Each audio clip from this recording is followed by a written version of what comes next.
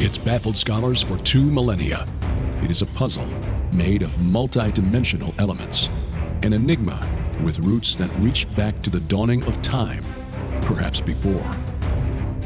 Daniel explained part of it. Ezekiel and Isaiah had glimpses into it. John saw it all for the time of the end. That time is now. Join Derek and Sharon Gilbert on a journey that spans the course of history, from Eden to Mount Hermon, from Hermon to Babel, from Babel to Rome, from Rome to the cross, and from there to us. Biblical prophecy is coming true before your eyes, and to understand it, you must discern the times both then and now. It's time to unravel the threads of this all-encompassing prophetic paradox. It's time to unravel Revelation. Welcome to Unraveling Revelation. I'm Derek Gilbert. And I'm Sharon Gilbert, and we are welcoming you once again to our wonderful barn that you guys made possible. Absolutely. We had an empty building on our property, and because of your generosity, we've been able to turn it into usable space, and we pray that this program and everything that we do in here, podcast, Bible study, and who knows what else the Lord may lead us to do in here is for His glory and for your edification, for our edification. We learn a lot when we do this program. Edified. The Lord will edify all of us through His holy word. Amen. And that's what we're trying to dig through. We began all of this, if you're thinking, gosh, they're taking a long time. We began it with Genesis. Mm-hmm. Yeah. And now here we are, episode number 230, and we're still only up to Revelation 18. And that's because all of this relates back to the rest of the Bible. So if That's you right. do not That is right. go back to those other verses and understand those verses in context. Right. Yeah, You won't get it. You won't get it. So you can see all of the archives, both at the website, unravelingrevelation.tv, but more importantly at our app, because our app, hosted and developed by a Christian company, will not cancel us. But more importantly, besides all of the content at the Gilbert House app, you'll also have an opportunity to connect with other like-minded believers in the messaging section of the app to ask for prayer, to offer edification, support, encouragement, even other study tools that you find helpful. Oh, it's such a wonderful app. So it's free. So download it, use it, go in there, use the Bible, talk to your friends, form that fellowship of the King within that discussion. I like that. I like that. By the way, if you're hearing some high-pitched noises in the background, we'll try to filter them out as best we can in post-production. But our good friend David James of Christ-Powered Construction is doing some work on the house. We had a landing, like a stairway that led up to the back door from the garage, and we discovered that it was not supported from the ground up. It was hanging from the joists. So he is fixing that and repairing that today. So if you hear any noise in the background, that's what's going on. Yeah, he's sanding it. It's quite stable now. We're really happy about that. So thank you, Lord, for Christ-Powered Construction. Last week, when we left off, you promised that we would talk more about Tyre. Now, Tyre was in what we call Lebanon today. Right. And Lebanon has, well, a whole lot of trouble going on inside of it that may erupt into a major war with Israel. Right. Hezbollah is essentially rules Lebanon. Now, it is not the official government, but it is the de facto government. But Lebanon is a very ancient land. We were talking this morning how much what we call Greek mythology is connected to Lebanon and Syria, that Mediterranean coast. And this shouldn't be a surprise to us because as we've learned through our research here, and not original research to us because we don't speak or read archaic Greek or Hebrew or Aramaic. No, but we know how to dig into those, scholarly papers. Yes, that is we are essentially working in the library trying to find those texts that help us understand better the world of the prophets and the apostles. The Greeks got their religion from Mesopotamia, from the Amorites of the Levant. The Hivites in the Bible, you see them mentioned in the books of Genesis and a bit in Deuteronomy, but mainly in the book of Genesis. The Hivites, Hivites, probably Mycenaean Greeks. So it shouldn't surprise us to find that Zeus is just Baal by a different name, and so on. So, and the connection point, I think, would be those coastal cities in Lebanon and Israel. Yes, and we can see in the Old Testament that Ahab, who was married to Jezebel, she came from the city of Tyre. Right. Now, Tyre is thought of as a Phoenician city but the Phoenicians were just Amorites of a later era. Their name was given to them by the Greeks. It's based on a word that means purple, that comes from the dye that's what made Tyre famous. Purple became the color of royalty because it was really hard and an expensive process to make. Took so many tens of thousands of those snails. Teeny weeny little snails that had to be crushed up They to had get that. big vats where they would Right. make that dye. Yeah.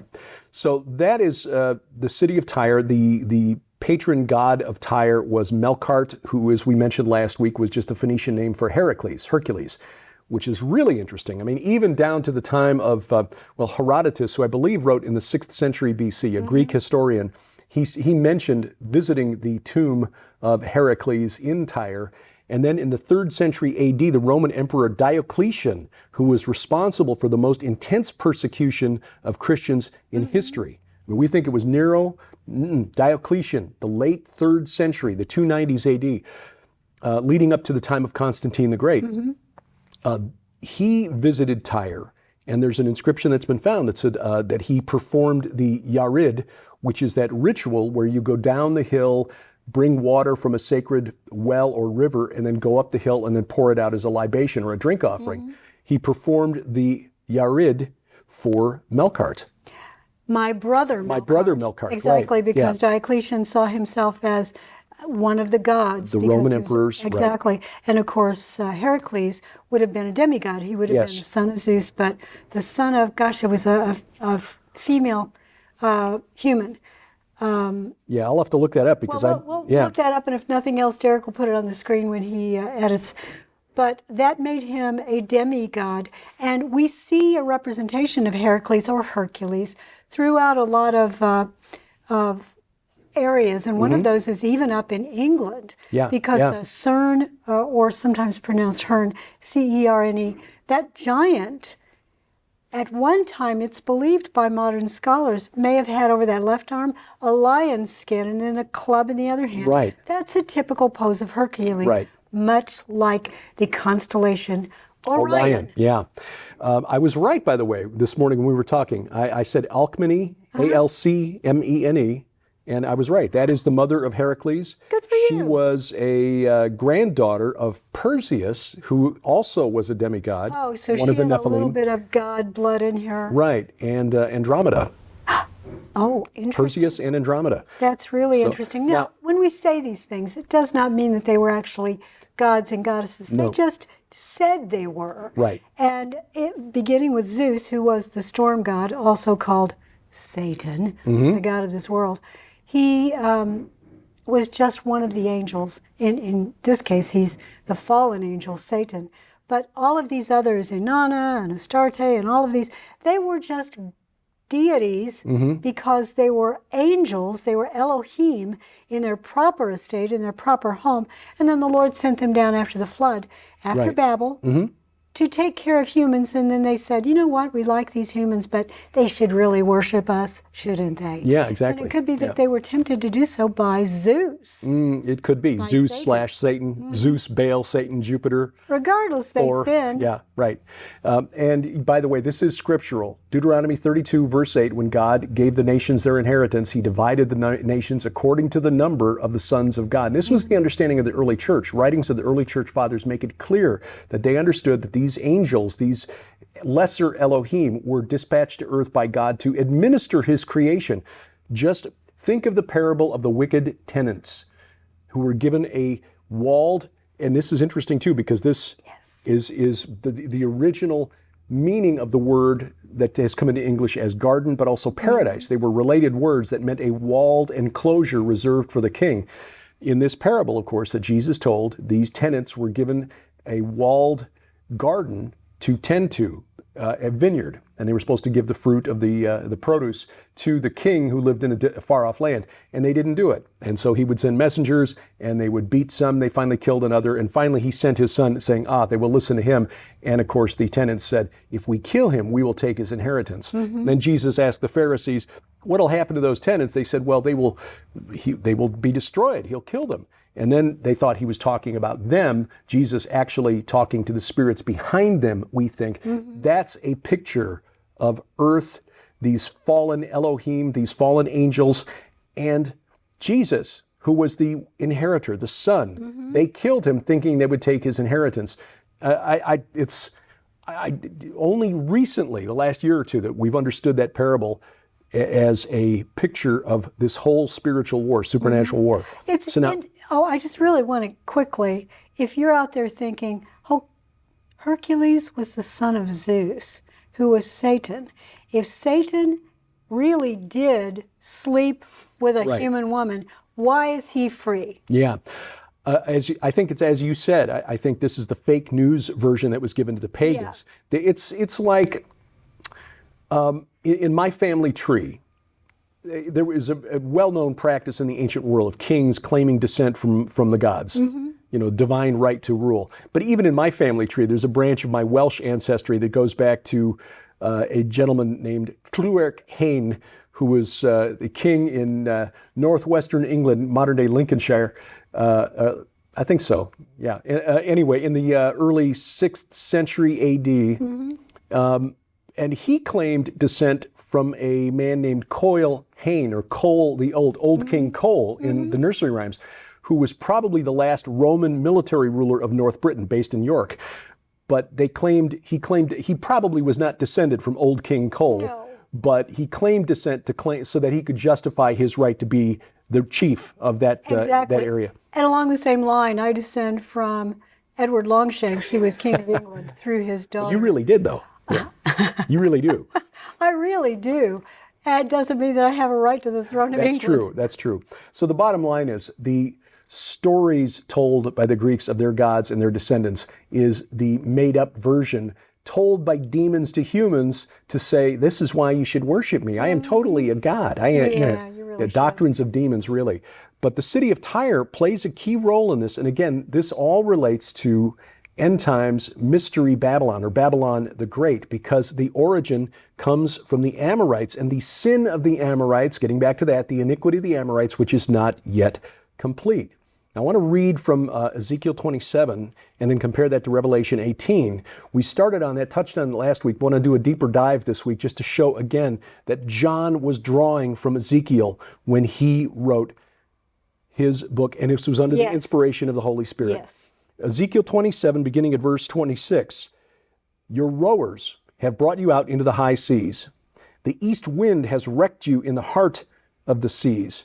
Now, the east wind, of course, that's the direction that the temple doors open, because Yahweh comes from the east. I want to stop you just for a second, because the metaphor here is a ship. Yes. But it's talking about the city. Right, and because Tyre was the great maritime trading power, ocean-going ships, that was what made Tyre so wealthy. Right.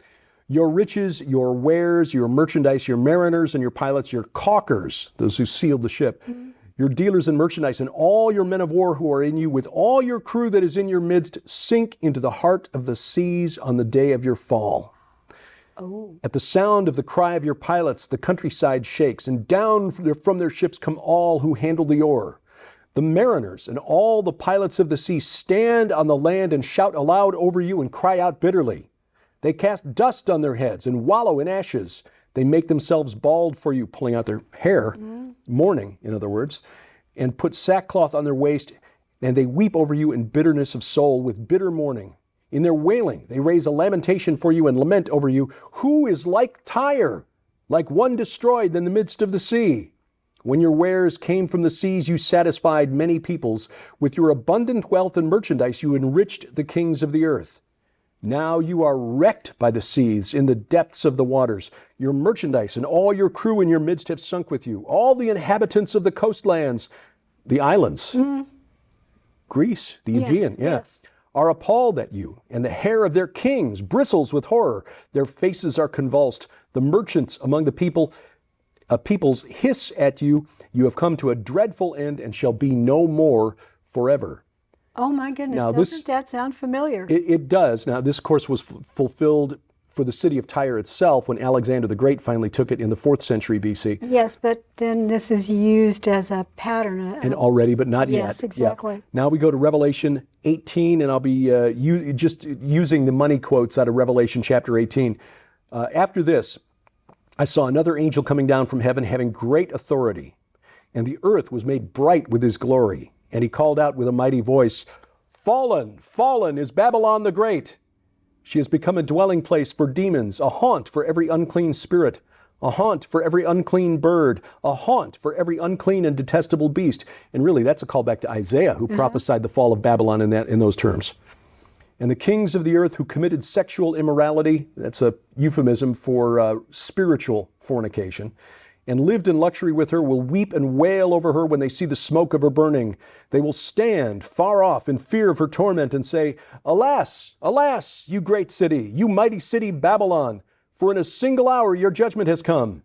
The merchants of these wares who gained wealth from her will stand far off in fear of her torment, weeping and mourning aloud. Alas, alas, for the great city that was clothed in fine linen, in purple. Yes, yes. In purple and scarlet, adorned with gold, with jewels, and with pearls. For in a single hour all this wealth has been laid waste. And all shipmasters and seafaring men, sailors, and all whose trade is on the sea stood far off and cried out as they saw the smoke of her burning, What city was like the great city? Oh my goodness, that is such a parallel. It is. And they threw dust on their heads as they wept and mourned, crying, Alas, alas, for the great city where all who had ships at sea grew rich by her wealth, for in a single hour she has been laid waste. Oh my goodness. So we'll compare and show you the, I'll put graphics on the screen and all to try to emphasize the points here. But we do need to take a break and tell you a couple of things, our upcoming solidarity mission to Israel and what keeps us going here at Gilbert House. Yeah. It's a new month, and we have a new special at the Gilbert House online store. We have a crazy, crazy deal on all of our DVDs. They are, regardless of the retail price, they are 75% off. We keep hearing from the kids these days that everything is going to streaming video, that DVDs are old school. Oh, not for us. No, we are old school. And besides, we don't trust the internet will always be there. So take advantage of this special offer. Everything from our travel documentaries. Basically follow us as we go through the Holy Land and show you the important sites at ground zero on this supernatural war, plus video teachings, presentations, and much, much more. You know, with 75% off savings on all the DVDs, as many as you want to get, you've got the money that you saved to go out and buy a DVD player. That's it. Take advantage of it now online only at the Gilbert House store, gilberthouse.org/store. And thank you for your prayers and support. Welcome back to Unraveling Revelation. I'm Derek Gilbert. I'm Sharon Gilbert, and boy, we do need coffee these days, don't we? We certainly do. That's why I always use Gilbert House coffee. And you know, we've got Amazing Grace blend right here. These are beans. You can get a ground or in beans. And it helps support a good friend of ours, Kevlar Joe is what he calls his company. He does small batch roasting, and he's a veteran who uses the proceeds to help a lot of other people. He does. So you can support an American veteran. Nick Fisher is his name. Kevlar Joe's Coffee is his company. He's based here in Missouri, so we're happy to support a fellow Missourian. And we've got links where you can get the coffee at our store, gilberthouse.org/store. Amazing Grace, nice if you like a little sweetness in it. The smooth Sumatran blend called Snarling Dachshund, but our favorite is the dark roast Colombian called Bunker Buster. Oh, that's a really good one. And by the way, those of you who know that we now have 2 dogs, we have a puppy that we call Morning Glory. Little Glory, we don't know what she is, but she's cute as a button. So we're going to have her type of coffee as well coming soon. Yep, working on that. Also coming soon, and it'll be here before we know it, is our Solidarity Mission to Israel. May 6th through 13th, we're going to spend 1 week in Israel, bearing witness to what has happened there since October 7th. There'll be visits to some of the communities in the south that were attacked by Hamas on October 7th. We'll go to Tel Aviv, visit Hostage Square, see a display, an exhibition based on the Nova Music Festival. But Jerusalem is safe and secure, and so we will, of course, visit the important sites there. Ground zero in this long supernatural war, the Temple Mount, the Mount of Olives, the Western Wall. There'll be Shabbat prayers Friday night at the Western Wall, and much more. You can find out more at our website, gilberthouse.org/travel, and there's a link from there to take you to the Lipkin Tours website to register and join us. This will be a small group, just 24 or more, or thereabouts. We're going to top it at 24. We just want to keep it relatively small. So if you want to go, please sign up very soon. Absolutely. I have a question for you. Yes. One of the things you read at the very beginning of Revelation 18 was about this angel The coming angel, down, yes. who's brightened the entire earth. The earth was with made his- bright with his glory. Think about that. Think about the CGI in a movie Yeah, when that yeah. occurs. It almost sounds like a massive star or asteroid hits our atmosphere and just starts to glow or explodes.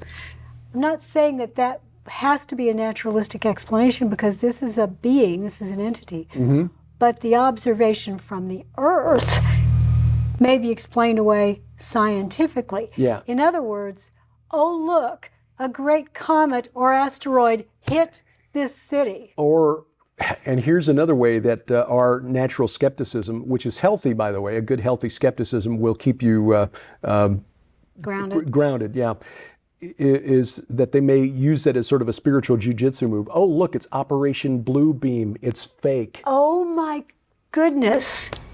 Well, they may say it's fake, but the fact is that they are going to notice that there's a major change. Yeah. And I'm not sure that this is actually a city per se. I think that this is part of the fall of Inanna's system. Mm-hmm. That her trading and transing and everything system that we see in the wokerati of today. I like that term. that is going to fall. That whole system is going to fall. It may mean the whole internet goes down. Think about that. Everybody would wail if the whole internet went down. That's true. Just look at what happened as we're recording this now. This would have been just last week, where AT&T's network went down for some hours, and people were freaking out because they couldn't process credit card systems. They couldn't get their Uber or Lyft ride to get to the office. They couldn't access email or whatever. If you're so dependent upon that internet connection, as much of society is now here in the Western world, yeah, you disconnect us and suddenly you feel like you're back in the 19th century. How would Elon Musk feel if all of a sudden his little mini satellites were all gone? Suddenly gone. Yeah. It would be, once we become dependent on it, when you think about it, it's almost like becoming dependent on a drug. Yes. I mean, it does make things more convenient, and there are beneficial uses to it in terms of speeding communications. But the fact is, if you put all of your trust in it and then pull it away, and this, by the way, is why we've got that special offer on the DVDs. We want you to get hard those in your media, house, give them as gifts. We want you to have that as an option. Make sure you have a DVD player. Yeah, the money you're saving on these DVDs, you can go buy a DVD player. They're only about $30. Streaming video is great and it's instantaneous, but pull the internet plug and it's gone. So, that's a very good point. The wailing and the gnashing of teeth and the dust on the head and the pulling out of the hair. I know the whole world would do that, and it would be that order out of chaos moment. Yes. Well, that would be, and again, this we believe takes place after the church is removed from the world, but you're right, it would be an opportunity for another reset, as it were. The key phrases, I think, there were three that to me just confirm that John was inspired by the Holy Spirit to draw from the vision of Ezekiel, which again was under the influence of the Holy Spirit. Yeah, it's the same writer. Same writer, just you working through different men, right. Ezekiel 27:33, Tyre enriched the kings of the earth. Revelation 18:9, the kings of the earth lived in luxury with her, with Babylon. Ezekiel 27 verses 28 through 36, we see repeatedly this idea that the fall of Tyre is lamented by mariners, pilots of the sea or ship captains, merchants, and kings. And again, we see in Revelation 18 verses 9 through 19, the fall of Babylon the Great is lamented by kings, merchants, ship masters, and seafaring men. The same groups mentioned by John as by Ezekiel. Ezekiel 27:32 and 33, who is like Tyre, like one destroyed in the midst of the sea? With your abundant wealth and merchandise you enriched the kings of the earth. Revelation 18:18 and 19, what city was like the great city, where all who had ships at sea grew rich by her wealth? Again, the parallels are not coincidental. You got the same idea, a city that enriched the kings of the earth who fornicated with that city, suddenly destroyed, lamented by kings, merchants, seafaring men, and again, it's too too closely paralleled to be coincidence. You know, there's a phrase in there that I think is really interesting. Now, I do believe that this is referring to humans who are working with fallen entities to become as wealthy as they possibly can. That really does go on. That's not, us just saying that. We see that they are fornicating with the fallen realm to get rich. But melech eretz, that's a phrase in the Old Testament. Kings of the earth, Hebrew. right. Yes, Yep. exactly. It refers to these entities. Right. And sometimes it refers to those who are below in the underworld. Right, because eretz can mean underworld as well as the earth. Right. So kings of the underworld. Yes, could be. And could be the 10 kings who do not yet have a kingdom will come and rule with the beast for 1 hour. Yes, the idea of these watchers coming back and this 1 hour being 5 months. Yeah. They don't get to very long. Yeah. But their kids, the demons, are going through the world, and they are luring human beings into making free will choices that are, they're going to forever change their destination. Their final destination will be, frankly, the lake of fire. Yeah. Yeah. And I think that's what John was trying to communicate here, using Babylon and the Amorites and their sin as the symbol for the end times church, or religion, I should say, of the Antichrist. Tyre, most of us don't know very much about the city of Tyre. We've heard about Babylon, but mostly by reputation. But Tyre was the city that sent forth the colonists that founded the city of Carthage in North Africa. And Carthage and the Phoenician colonies around the Mediterranean, such as on Sicily, Sardinia, Taros at Sardinia, a location called Pozo Moro in Spain. Yes. Scholars have found the Tophets, and the Tophet is a biblical term used for the place in the valley of the sons of Hinnom, or Gehenna, where children were sacrificed to Molech. We may get to see that in Jerusalem. We may, yes, the now valley open. of Hinnom. We'll see if we can right. get in there. They've not found the Tophet there, but based on the discoveries at Carthage and on Sicily, I think the site is called Matia, Taros and Sardinia, and other Sardinian locations around the Mediterranean, there's no question that the Tophet existed, and that children were interred in these Tophets after they were sacrificed and burned. The bones, very narrow age range, generally charred. They did not die of natural causes. Right. This is the sin of the Amorites, the sacrifice of children to this god Molech, who in my book, The Second Coming of Saturn, I showed was Kronos, Baal-Hamon of the Phoenicians, Saturn of the Romans, Milcom of the Ammonites, but Molech to the Hebrews. And next week. Well, actually, next week, I have an idea. Now, we can continue definitely. We may have to go 2 more weeks. We might. But you mentioned the church of today that is fallen. We should talk about that, because that may be the church of the mainframe. Ah, okay. We can get into that. I also want to get to Ezekiel 28. Oh, yes. Because 27 and 28 are connected. And We'll do 28, and then the following week, remind me, we'll do the church of the mainframe. All right. Lots coming up, and more comes to us as we're doing this on the fly. But that's the beauty of studying Scripture. This is Unraveling Revelation. Unraveling Revelation is a viewer-supported outreach of Gilbert House Ministries.